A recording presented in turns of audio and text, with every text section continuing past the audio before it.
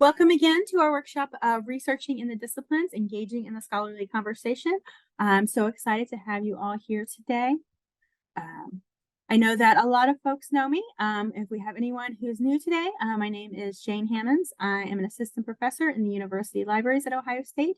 I'm a teaching and learning engagement librarian, and you can email me at hammonds.73@osu.edu, and I'm always happy to talk more about information literacy with folks. So what we're going to be doing today is we're going to talk about two core information literacy concepts: scholarship as conversation and research as inquiry. We're going to think about the challenges, the barriers, the bottlenecks that students might experience, and thinking about how they can participate in research in their field or engage in the scholarly conversations in their field. We're going to identify some resources that hopefully can help students to start to be able to follow those conversations and be able to participate and engage in research and scholarship in their disciplines. So I have a couple of quick opening questions for everyone. So the first question is, and you can put your response to this in the chat again if you feel comfortable, within your particular discipline or field, is it common to incorporate direct quotations into a scholarly publication? So is it common, for example, to quote the work of another scholar in publications in your particular field? So A is quotations are generally not included. B, quotations may occasionally be included. Or C, quotations are fairly commonly included. So whatever your discipline or field might be, whether it's librarianship, whether it's biology, nursing, whatever your field is, what is the practice in terms of incorporating quotations into your field, into scholarship in your field?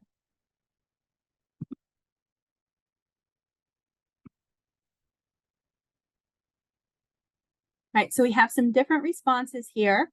So we have a few folks, Dr. Linney, Dell, Jill are all saying A, quotations are generally not included. We have a few folks that are saying C, quotations are, fairly commonly included. We have a few folks that are saying B, right? Another A, another C. Kate shared A, not really done in engineering fields. Lorian asked, what would you feel like for librarianship? I feel like B. I feel like, yeah, B or C for me would be for librarianship. I tend to quote a lot in my publications, and I've, that's tended to work, but I think it definitely can depend on the journal as well. Yeah, absolutely. So I think that this was a really great representation, right? We had several folks that were saying, generally, we don't do quotes in the field, right? Other folks are saying, yeah, generally quotes are used, or at least in some cases, it's okay to include direct quotes. Wonderful, right? So another question along similar lines. Within your discipline or field, do scholars typically use the first person when they are writing in their scholarly publications? So A is rarely to never, B sometimes, and C, first person, can generally be fairly common. So we'll get folks a chance to respond there. In your field or discipline, how often is the first person used by scholars?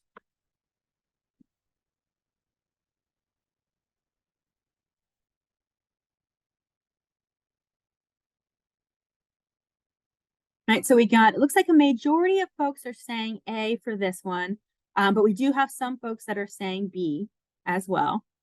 Right, Kate, Trivia A, again, not really done in scientific disciplines. This is one for librarianship, I feel is a sometime situation. At least I know that I've used first person in publications before. And other ones I've been told not to, and you have that awkward, like the researcher says this kind of language. Right, so I wanted to share these quotes as an examples of thinking about sort of the little kinds of things within a particular discipline or field that represent how scholars talk to each other in the field, how they engage with the work of others in their field, right? Is it acceptable to cite, to include a quotation from someone? Is it acceptable to, use the first person? And there are other things as well, of course, in terms of how we incorporate other sources, how we cite our sources. And all of these things can be very driven by a particular disciplinary perspective, that this is sort of how it's done in this discipline and this is how it's not. And not knowing these kinds of things can be something that can be a kind of a barrier to students to being able to really fully engage in discipline in their field, right? If you turned in your first article in a field and you were using the first person a lot in a field that doesn't use that, that could lead you to get that article rejected, right? So these are the kinds of things that people learn as part of their discipline of how scholars engage with each other, that sometimes are not directly spoken. These are kind of things that we sometimes pick up from, we read a lot of articles in the field and we just kind of recognize and realize that this is how this is done. So I wanted to share those just as examples of, how those scholarly conversations might differ depending on the discipline or the field. So jumping in to talk a little bit more about this idea of research and scholarship in the disciplinary context. As I mentioned, there are two key information literacy concepts that I want to briefly mention. So I know that many folks have heard this before, but just to briefly remind everyone, right? So the Framework for Information Literacy for Higher Education, which came out in 2016, highlights 6 core information literacy concepts that are relevant to student researchers. And these concepts represent understandings or ways of thinking or ways of doing that are fairly broadly shared across experienced researchers across different disciplines that influence our expectations for student performance. So the two, again, that I'm going to highlight today are scholarship as conversation and research as inquiry.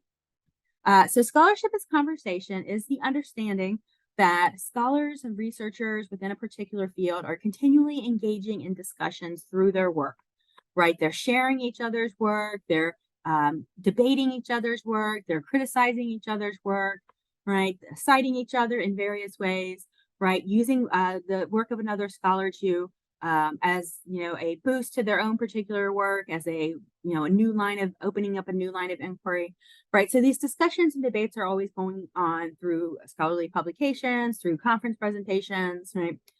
And as part of this, right, it's important that students recognize that different sources represent different voices in the conversation. So that there's always going to be multiple competing perspectives, that there's not going to be a single work that will really represent the entire sort of perspective on that particular topic. Right, students need to understand that certain voices may be more privileged than others. For a variety of reasons, some people are going to be considered more predominant in that conversation than others, or more able to engage in that conversation than others. Right, and this conversation is ongoing and it continues to change as new voices are added, new sources are added to that conversation. So just a quick overview of scholarship as conversation. Right, so with that overview in mind, I want us to think about what are some of the barriers that might exist that might prevent students from interacting with the conversation in their field or participating with the conversation in their field. You can also think about what expectations might there be that students might not be aware of, right? So what barriers and what expectations are there related to participating in conversations in a field that students might not be aware of? So we'll use a Jamboard for this one. I'll put the Jamboard link in one more time in the chat. And there. So see that link for Jamboard? I'm going to try to go ahead and go out to that Jamboard.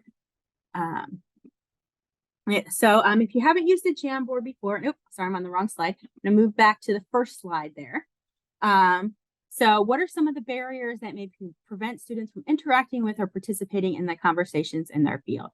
And again, you may, if you've not added a note to a sticky Jamboard before, you go over here on the left-hand side, click sticky note.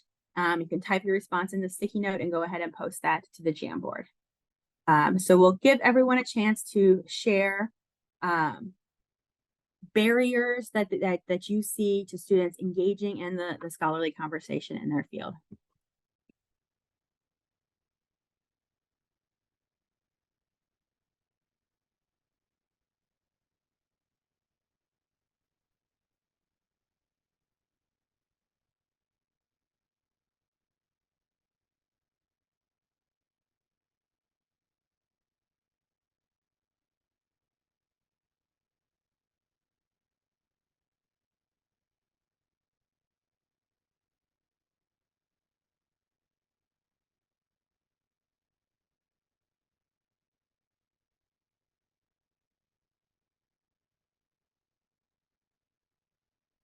Great. So continue adding responses if you would like, but taking a look at some of these responses here. So one theme I see across several different responses here is this idea of students feeling like they don't really belong in that conversation, right? They might have imposter syndrome.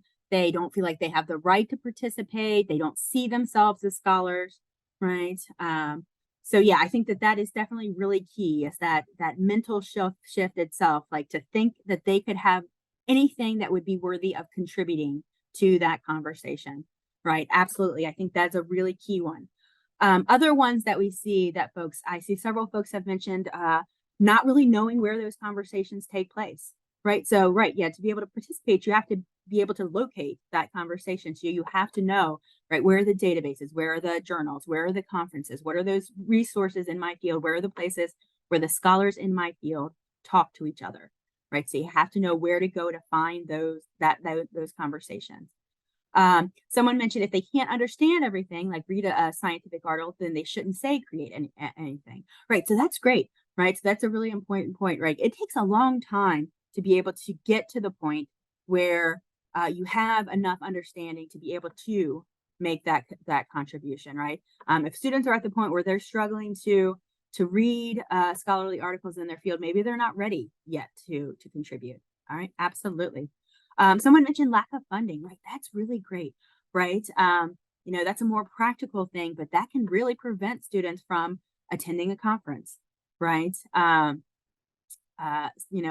Publishing, open access publication fees can be very, significant. So that lack of funding can be really important in preventing people from being able to engage. No mentorship someone has, so someone's not telling them how to go about becoming involved in these conversations, right? We need someone, this is like a very confusing world, and we need someone to guide us through, to help us figure out where to go to get started, right? This happens constantly all the time. My supervisor is constantly telling me, hey, why don't you think about publication in this journal? Or why don't we consider going to this conference, right? Using her incredible knowledge of the field to help guide me through, the best places to go to share my work, right? Conversations often happen at professional conferences or meetings. Yes, absolutely. And if students can't get to those conferences, or they don't feel comfortable engaging with the people that are there, right, they're going to miss those conversations. Fear of criticism from others. Yes. Or, actual criticism from others. Absolutely. Lack of comfort or practice with the rules of the scholarly exchange, right? Exactly. It's like not knowing how scholars actually talk to each other, right? And I'm sure we've all heard examples of students wanting to cite an author using the author's first name and not recognizing that that's generally not done, right, in scholarly research. But how would a student know that, right? So those are great. Oh, thank you all so much for sharing your examples there of some of the barriers that may prevent students from being able to enter the scholarly conversation. Go ahead and go back to our slideshow here. So as we talked about, some of those things are going to be more general, but some of these things are related to specific modes or methods within a particular discipline. So within that discipline, there are ways that conversation takes place. There are places that conversation takes place. Some disciplines, for example, may be much more open to sharing scholarly conversations through social media, right? Where others, it has to take place through those published scholarly journal articles, right? So there's a lot of disciplinary differences on what those conversations might look like, where they take place, how you enter them, right? And so as the framework highlights, not really having a fluency in the language of that discipline can prevent someone from being able to really fully participate and engage in the conversation in that discipline. Right. So as some folks highlighted, so not knowing where to go to find those conversations, familiarity with those scholarly publication and sharing practices, not actually being able to access key resources in the field. And this kind of, I think, relates to that no funding issue, right? Sometimes there may be resources that require payment that students can't afford, or there's just, you have to be a member of this organization to be able to access particular resource. And so in some cases, they're just going to be blocked out financially from being able to access certain resources. Ability to understand and recognize what those key issues in the field. So what are the conversations in this field actually about? What do scholars really talk about? And then all of those things about sort of the conventions of the conversation, what it looks like, how that they can, um, what types of sources to use, what formats are used, how scholars talk to each other in those fields. All of those are, can be really driven by a particular discipline. And then, as many folks mentioned, just recognizing that you are expected to contribute to the conversation and able to contribute to the conversation can be really challenging as well. So Sarah Miller, who I've mentioned before, put together a really great article where she talked about using the Decoding the Disciplines model in the framework for information literacy to identify some key questions that scholars need to ask themselves to highlight some of the disciplinary knowledge that they have that they may not be aware of, right? And so these are the key questions that are highlighted. So if you're an instructor in a disciplinary field, you can think about asking yourself these kinds of questions. Where do these conversations take place? How do I identify the conversations? What are the barriers that my students might experience? And think about how you've learned that information, where and how you learned that information. It may have been a mentor. It may have been in a particular class, right? But in some cases, again, it may be just something that you picked up over time without really being able to point to a place that you learned it. But these are really some key questions that you can ask yourself as a researcher, as a scholar, thinking about your interaction with students. If you're a librarian and you're working with faculty, for example, to develop a class, these are the kinds of questions that you can encourage the instructor to ask themselves, so that they're making sure that they're being as clear as possible with their students about their expectations. And as we already mentioned, the challenge of thinking about yourself as capable of contributing to the conversations can be really difficult. And I think this does cross disciplinary boundaries, but I think it could be also impacted by discipline. There may be some disciplines where it's a really high bar that students need to reach before they are really capable of engaging in those conversations. And it can be a really challenging for students to make that mental shift. So just wanted to highlight those really quickly. So any questions really quickly on scholarship as conversation and the barriers or challenges that students may experience in trying to enter and engage in scholarly conversations? So Kate shared, to some extent, electronic communication through blogs, listservs has changed the landscape of scholarly communication. That's a really great point, right? And these are some of these things that students may not be aware of. Right. So if there's a great listserv, maybe you have to be a member of the professional organization in the field to have access to that listserv. Right. So maybe you're missing important conversations that are taking place for sure. Right. Any other questions related to scholarship as conversation and those barriers to engaging?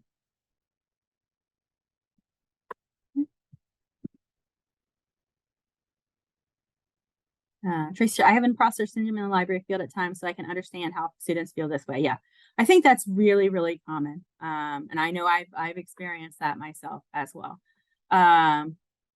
It's really hard to think that anything that you say could be relevant to anyone else. And I've had this situation where even after I've had things accepted and published, then I'm like, oh my God, someone's actually going to read that, right? Oh, I don't really want someone to read it, right? Because I'm afraid of what they're going to say. So yeah, it's definitely really challenging. So the second core concept that I wanted to highlight really quickly is this idea of research as inquiry. And again, I know many of you are probably already familiar with this, but just as a quick highlight, right? This is an understanding that research is this ongoing and collaborative process, either within a discipline or across discipline, that's really guided by questions, unanswered questions, unsolved problems within a field. So there's a lot of discussion and debate where those answers often lead to new questions. So as you can see from that description, this one is very closely tied with scholarship as conversation. But the key features of this is that research generally begins with a question. And it's often about identifying those gaps or those unanswered questions within a discipline. So what have the scholars in this field not yet found out, right? And it's important as part of this that students are able to accept ambiguity, accept the need for revision, that they're likely not going to find the one right answer to their research question. They're likely not going to find the one right source, right? Because this is this ongoing and collaborative process.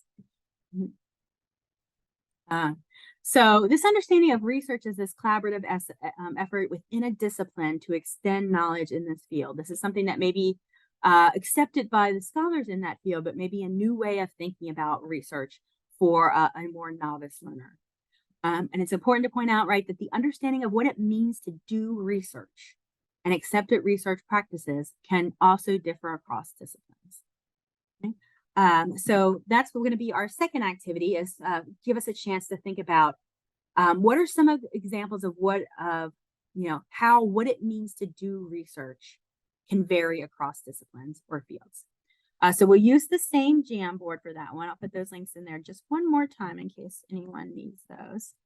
You can go ahead and go out to that Jamboard. We'll move to the next page of the Jamboard. You can use the little carrots on the top to go to the next page there.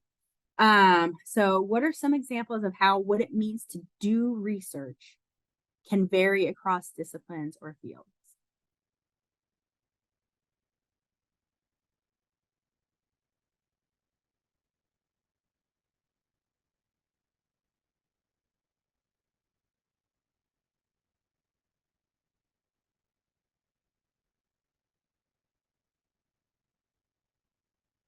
Again, if you need to turn to the page, you can use the little arrows at the top.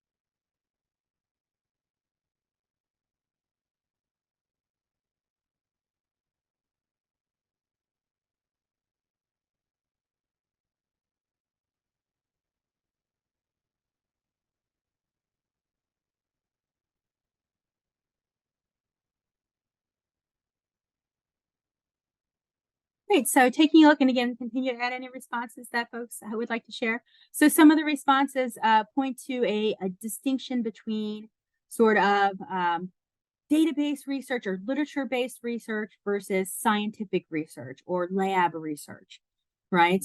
So one person shared research using databases can be very different than scientific research. Have a hard time using words to distinguish the two. Yeah, and I think that's a really great point, right?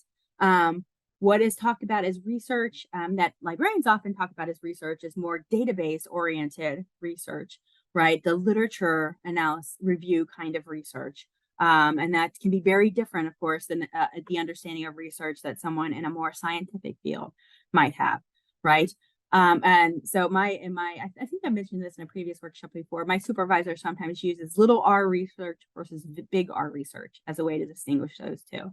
So little r research being more like the literature-driven research versus big R research being the more experimental scientific method of research. But yeah, that's a really, really key distinction that several folks have made. Creative practice versus scholarly publication, right? Someone had mentioned text analysis or rhetorical analysis, right, as a research method, right? So that can be very different, right? So if you think about, historical research or research in literature, what that looks like, the final product of that can be very different in different fields, right? So yeah, lots of differences, right? Importance or lack of importance of seminal work, experimentation, engaging with critical theory. Yes, the engagement with theory can be very different in different fields. Absolutely. Whether you collect your data on your own or not. Absolutely. So these are great responses, right? So, you can get a really great example of the fact that, when someone says the word research, two scholars can both say the word research and have a very different understanding of what the process is going to be, what types of sources they're used, how they collect their data, how they're going to share that results, what it's going to look like in the end. Are they going to be going out in the field? Are they going to be in the library? Are they going to be working with one single source and doing a deep analysis of that source? Are they going to be using multiple sources? All of those can fall under the umbrella of research. And, but that can be very different. And how is a student going to understand and recognize, especially a more novice learner, what it means to actually do research in this field? Right. Great. Thank you so much for sharing your responses.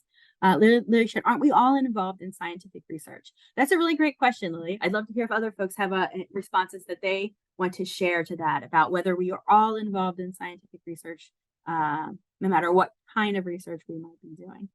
I'm going to go ahead and go back to our slideshow here. All right, so thank you so much for sharing your responses there. Just check the time to make sure where we're going.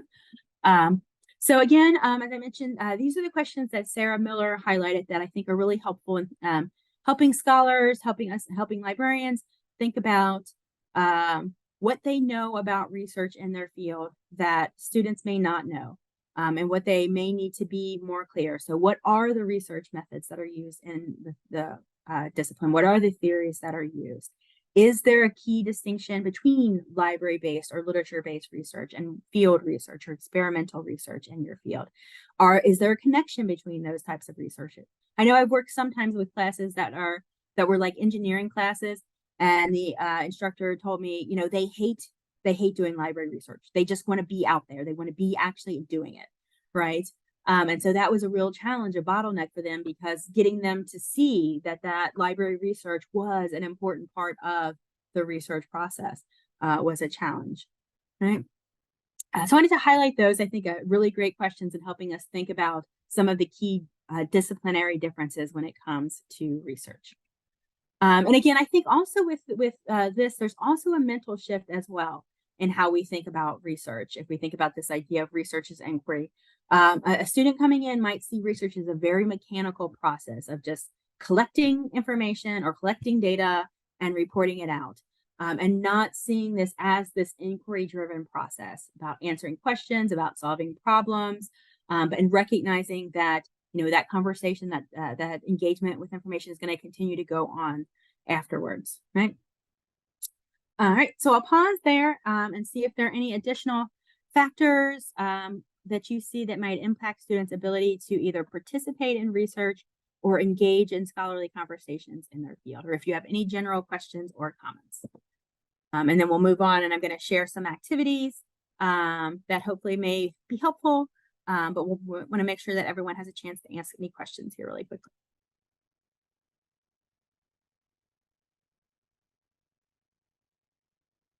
Time seems like I think we're doing good.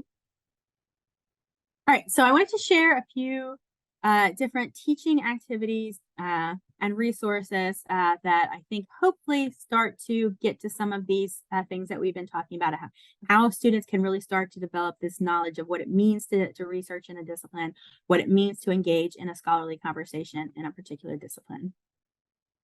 The time involved in obtaining data is often a barrier. Absolutely correct, Kate, right?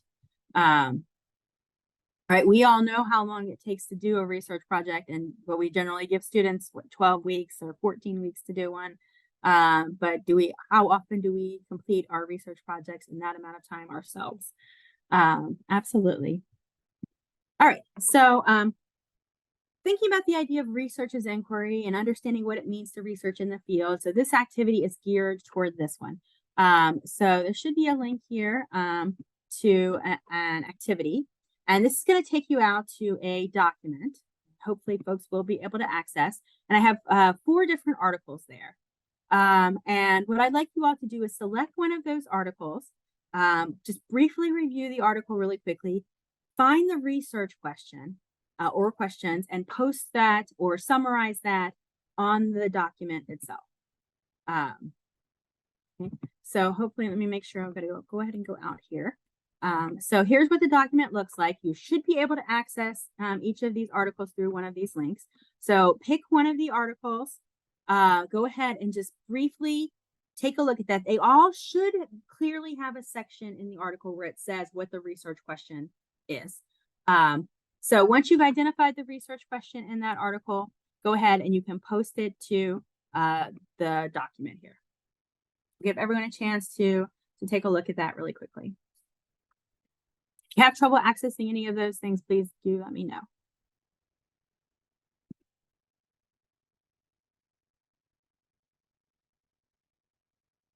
Monica shared as well, as folks are working the language. I mean, how important student sounds in English can be a barrier to participate, at least in spoken activities. Yeah, that is a really, really great point, Monica. Language barriers can be significant in preventing students from being able to fully engage in the conversations.